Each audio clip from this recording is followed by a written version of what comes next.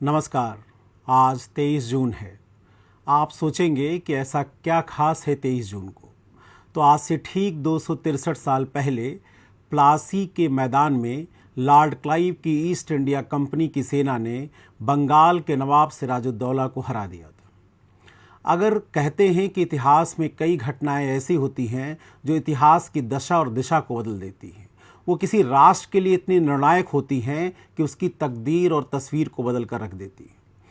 आप लंदन की सड़कों पर किसी अंग्रेज बच्चे से पूछें जिसे इतिहास का थोड़ा बहुत ज्ञान हो कि प्लासी की लड़ाई के क्या मायने हैं, तो आपको बताएगा कि प्लासी की लड़ाई ने ब्रिटिश सैन्य श्रेष्ठता को दिखाया था। कैसे लॉर्ड क्लाइव की 3000 की सेना ने बंगाल के नवाब की 60,000 की विशाल सेना को हरा दी। वो ये बताएगा कि लॉर्ड क्लाइव कैसे शेक्सपियर के नाटकों की तरह एक ट्रेजिक हीरो की तरह था।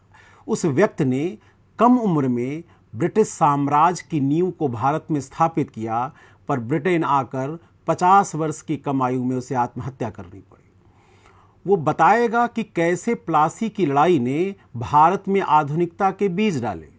आज जो भारत में लोकतंत्र जिस पर भारत गर्व कर रहा है, उस लोकतंत्र की नींव हो, वो आधुनिक सेना हो, आधुनिक सैन्य व्यवस्था हो, आधुनिक प्रशासन हो, इस लड़ाई के बाद के युग की ही देन है।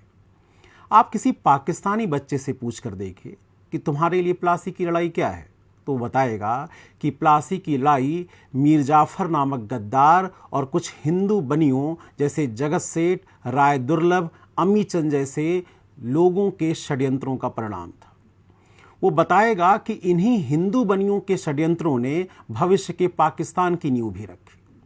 आप किसी बांग्लादेश के बच्चे से पूछिए कि तुम्हारे लिए प्लासी की लड़ाई क्या है, तो बताएगा कि इसी लड़ाई के बाद बंगाल की दुर्दशा का युग शुरू हुआ और आज अगर बांग्लादेश मानव विकास सूचकांक में सबसे नीचे है, अगर वो गरीबी और अकाल में जीवन बिता रहा है, तो उसकी नींव इस प्लासी की लड़ाई ने डाली।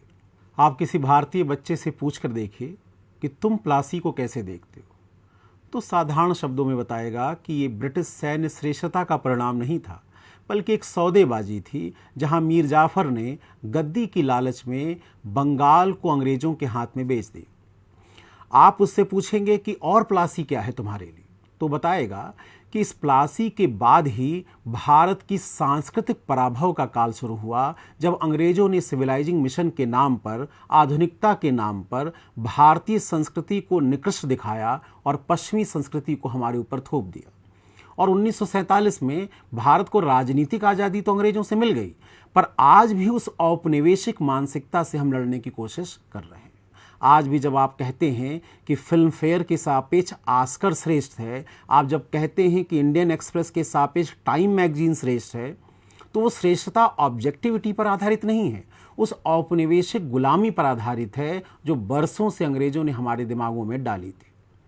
वो लड़का बताएगा कि कैसे इस प्लासी की लड़ाई के बाद भारत का धन का निर्गमन शुरू हुआ, और वो भारत जो मुगल काल में विश्व के कुल अर्थव्यवस्था में जीडीपी में 25% की हिस्सेदारी रखता था, अंग्रेजों के जाते जाते वह अकाल, भुखमरी, गरीबी और ऐसे जाल में फंस गया जिससे निकलने की कोशिश आज भी हम कर रहे हैं। पर आज 2020 में इस लड़ाई को हम कैसे देखते हैं, क्या मायने इसके? कहते हैं ना कि इतिहास से अगर आप सबक नहीं सीखते तो इतिहास आपको सबक जरूर सिखाता है। आज हमारा मुद्दा इस बात को लेकर नहीं है कि प्लासी की लड़ाई का क्या महत्व था, प्लासी की लड़ाई के क्या परिणाम थे। आज मेरा मुद्दा इस बात को लेकर है कि आखिर प्लासी की लड़ाई से आज का भारत कुछ सबक सीख सकता है कि नहीं। इस युद्ध का पहला सबक क्या है? पहला सबक ये है कि जो लड़ाइयाँ हैं या जो युद्ध हैं वो संख्या बल पे, संसाधनों पे या मजबूत अलायंसेस के आधार पर नहीं लड़ी जाती। अगर संख्या बल से जीता जा सकता होता तो सिराजुद्दौला की 60,000 की सेना के सामने लॉर्ड क्लाइव की सेना कभी भी नहीं टिक पाती। अगर अलायंसेस से जीता जा सकता तो फ्रांसीसियों ने भी कहीं ना कहीं सिराजुद्दौला की मदद की थी। हम आज इसको जोड़कर देखें तो हम आज चीन और पाकिस्तान से युद्ध के मुहाने पर खड़े हैं। और कई बार भारतीयों को लगता है कि अगर अमेरिका, जापान जैसे देश हमारे साथ खड़े हैं, ऑस्ट्रेलिया, वियतनाम, इंडोनेशिया जैसे देश कहीं ना कहीं भारत के गठबंधन में शामिल हैं, तो हम चीनियों को हरा सकते हैं। सन तजू ने अपनी किताब आर्ट ऑफ वॉर में कहा है कि जीत वो नहीं होती जो युद्ध भूमि में लड़ी जाती, जीत वो होती है जो कहीं न कहीं युद्ध भूमि में पहुंचने से पहले ही जीत ली जाती है। चाइना जानता है कि अगर भारतीयों को हराना है तो भारतीयों के साथ एक मल्टी फेसेट वार शुरू करना होगा, और ये वार ऐसा होगा कि जब भारतीय युद्ध भूमि में पहुंचे तो उससे पहले ही वो हार मान ले। तो क्लाइव ने पहली लड़ाई मनोवैज्ञानिक स्तर पर लड़ी, इसे आप साइकोलॉजिकल वॉरफेयर के नाम से जानते हैं। उसने पहला काम क्या किया कि सिराजुद्दौला की छवि को एक क्रूर शासक के रूप में प्रस्तुत करना शुरू किया।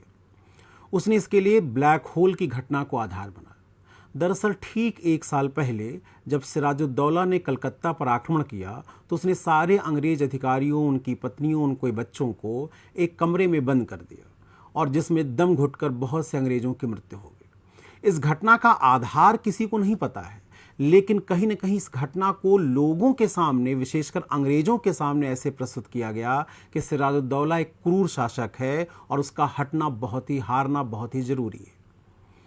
इस घटना से अंग्रेजों के अंदर एक उग्र राष्ट्रवाद की भावना का क्या हुआ, विकास हुआ। दूसरी चीज, उसने जिस समय सिराजुद्दौला फ्रांसीसियों से मदद लेकर अलायंस बनाने की कोशिश कर रहे थे, उसने सिराजुद्दौला के दरबार में सेंध लगा दी, यानी आंतरिक रूप से उसे अशांत कर दिया। उसने मीर जाफर और जगत सेठ जैसे लोगों को समझाया कि सिराजुद्दौला का रहना उनके हित में भी नहीं है और पूरे बंगाल के हित में भी नहीं। सोचिए अगर चीन भी हमारे साथ इसी तरह का एक साइकोलॉजिकल वॉरफेयर शुरू कर दे। आपको पता है कि चीन एक आर्थिक शक्ति है और उसकी कंपनियां पूरे विश्व में हैं, और इन कंपनियों के पास CSR का फंड बहुत ज़्यादा होता है। वो भारत में एक प्रोपेगेंडा वॉर शुरू करे, वो दिखाए कि भारत की वर्तमान सरकार एक क्रूर छवि रखती है और वो विभिन्न समुदायों के प्रति एक नकारात्मक भाव रखती है। NGO, मीडिया में दिखाया जाए कि आप चीनी सामानों का बायकॉट करेंगे तो उससे लाखों लोग भूखे मर जाएंगे, क्योंकि उनका व्यापार चीनी सामानों से रखा है। तो कहीं न कहीं भारत में एक जनमत बनना शुरू होगा जो चीन के साथ संवेदनात्मक संबंध जोड़ने की कोशिश करना शुरू कर देगा। सोचिए, चीन कुछ लोगों की राजनीतिक महत्वाकांक्षाओं को जागृत कर दे कि वर्तमान सरकार को अगर हराना है तो उन्हें चीन की मदद किसी न किसी प्रकार से करनी होगी। यानी पहली लड़ाई जो साइकोलॉजिकल वॉरफेयर की है वो शायद शुरू भी हो चुकी हो, और आने वाले समय में आप तैयार रहिए कि आपको ऐसी न्यूज़ दिखाई जाएगी जिसमें चीन से लड़ना भारत के लिए हितकारी नहीं होगा, बल्कि कहा यह जाएगा कि चीन से लड़ने के बजाय गरीबी से लड़ो और कोविड से लड़ो। सोचिए, प्रायोजित मीडिया भारत और चीन की सेनाओं की तुलना दिखानी शुरू कर दे, जिसमें दिखाया जाए कि चीन की आधुनिक सेना के सामने भारत का टिक पाना संभव नहीं। यानी पहली लड़ाई मनोबल के स्तर पर लड़ी जाएगी, पहली लड़ाई साइकोलॉजिकल वॉरफेयर के रूप में लड़ी जाएगी। और क्लाइव से या प्लासी से हमें ये सबक लेना है कि इस बार चीन के विरुद्ध हम एकजुट रहेंगे, एक राष्ट्र के रूप में संगठित रहेंगे और हम चीन का मुंहतोड़ जवाब देंगे। दूसरा सबक रणनीतिक स्तर पर देखा जाना चाहिए। युद्ध जो होते हैं वो भावनाओं पे नहीं लड़े जाते, वो अहंकार पर नहीं लड़े जाते कि हम किसी को भी हरा सकते हैं। युद्ध लड़े जाते हैं रणनीतियों के आधार पर। आपको पता है कि लड़ाई जो प्लासी की हुई थी वो 23 जून को हुई थी। उस समय पूरे बंगाल में मानसून पहुंच जाता है, यानी सिराजुद्दौला को पता होना चाहिए था कि कभी भी प्लासी के मैदान पर बरसात हो सकती है। शायद हुआ भी यही। जहां क्लाइव ने बरसात से अपने गोला बारूदों को बचाने के लिए पहले से प्रबंध कर रखे थे, वैसा प्रबंध सिराजुद्दौला ने नहीं किया था। उसे अहंकार था कि वो सेना किसी भी कीमत पर हरा सकती। तो इसका परिणाम क्या हुआ? परिणाम ये हुआ कि जब बरसात हुई तो क्लाइव के गोला बारूद बचे हुए थे, और जैसे ही बरसात खत्म हुई सिराजुद्दौला के गोला बारूद नष्ट हो चुके थे और लड़ाई कहीं न कहीं एक तरफा बन गई थी। तो इससे हम क्या सबक सीख सकते हैं? आज का भारत क्या सीख सकता है? हिमालय की पहाड़ियों पर, जहां हाई एल्टीट्यूड पर ऑक्सीजन बहुत कम है, जहां टेम्परेचर -20 -30 डिग्री रहता है, क्या हम उस साजो सामान के साथ चीनियों से लड़ सकते हैं अथवा नहीं? हमें ये देखना होगा कि क्या हमारे सैटेलाइट पिक्चर्स या इंटेलिजेंस ऐसी है कि वो चाइना के मूवमेंट को सही ढंग से समझ सके। हमें ये समझना होगा कि अगर चीन अचानक ही नया फ्रंट खोल दे तो क्या उनसे लड़ने के लिए तैयार है। आप इमेजिन कीजिए, अभी हमारा सारा फोकस हो सकता है लद्दाख पर हो। आप सोचिए, अगर आप मैप में देखेंगे तो सिक्किम और अरुणाचल के बीच में जहां भूटान की सीमाएं मिलती हों, वहीं पर भारत का चिकन नेक है। चिकन नेक, जिसको आप सिलीगुड़ी कॉरिडोर के नाम से जानते हैं, जहां शेष भारत नॉर्थ ईस्ट से जुड़ता है।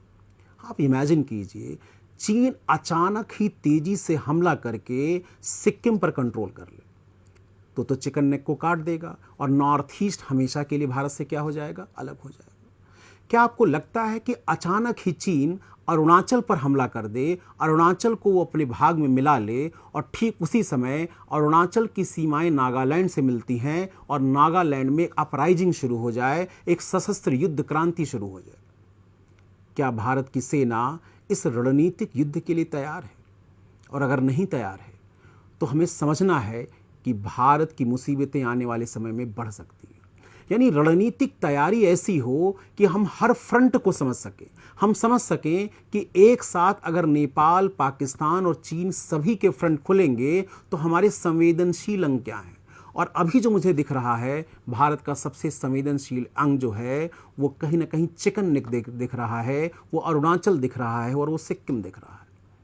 और चीन के माओ त्से तुंग ने जब अपने केकड़े की बात बताई थी तो उसने कहा था कि केकड़े का जो तलवा है वो तिब्बत है और जो उसके पंजे हैं उसमें उसने कहा 5 उसके पंजे हैं, उंगलियां हैं। उसमें पहला केकड़े की उंगली क्या है, लद्दाख।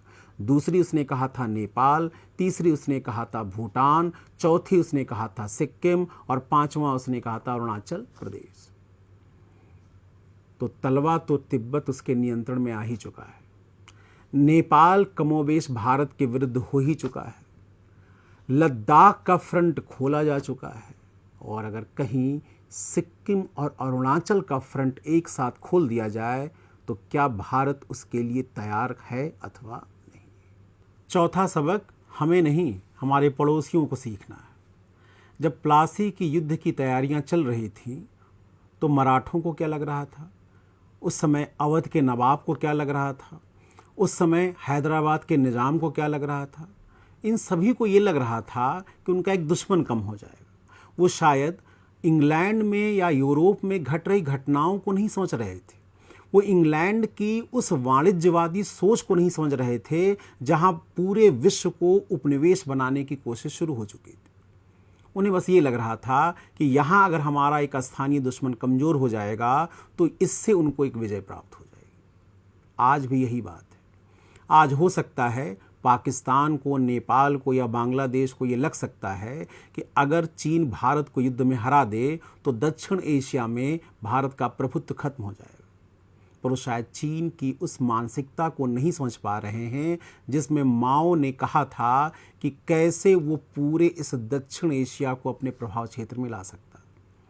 वो शी जिनपिंग की चाइना ड्रीम को नहीं समझ पा रहा है जिसमें उन्होंने कहा था कि 2049 तक आते आते पूरे विश्व की एकमात्र शक्ति जो बचेगी वो चीन ही बचेगी। और देखिए, शुरुआत हो चुकी है। अभी कल की घटना है, नेपाल के कुछ गांवों को चीन ने अपने नियंत्रण में रख लिया। आपको पता है मालदीव और श्रीलंका कैसे चाइना के डेथ ट्रैप में फंस गए और कैसे उन्हें उनसे निकलने के लिए अपने बंदरगाहों को उनके हाथों में सौंपना पड़ा। आप अफ्रीका का उदाहरण ले सकते हैं कि चीन पहले कैसे निवेश करता है, कैसे ऋण देता है, पहले कैसे किसी राष्ट्र को अपने ऊपर निर्भर बनाता है और फिर अपना उस पर राजनीतिक नियंत्रण स्थापित कर लेता। तो आज अगर बांग्लादेश, नेपाल और चीन नहीं समझेंगे तो उनका वही हश्र होगा जो मालदीव और श्रीलंका का हुआ है। तो इतिहास से हमें सबक सीखने की ज़रूरत है। जब भी हम किसी इतिहास की घटना को पढ़ें तो इसलिए ना पढ़ें क्योंकि हमें इससे नंबर लाने हैं। हम इसलिए ना पढ़ें कि इससे हमें कॉम्पिटिटिव एग्ज़ाम निकालने हैं। हम इसलिए पढ़ें कि हम समझ सकें कि इतिहास के वो सबक जिन्हें हम पहले नहीं सीख पाए थे आज सीखें, जिससे 2050 तक महान राष्ट्र की संकल्पना को हम प्राप्त कर सकें। नमस्कार।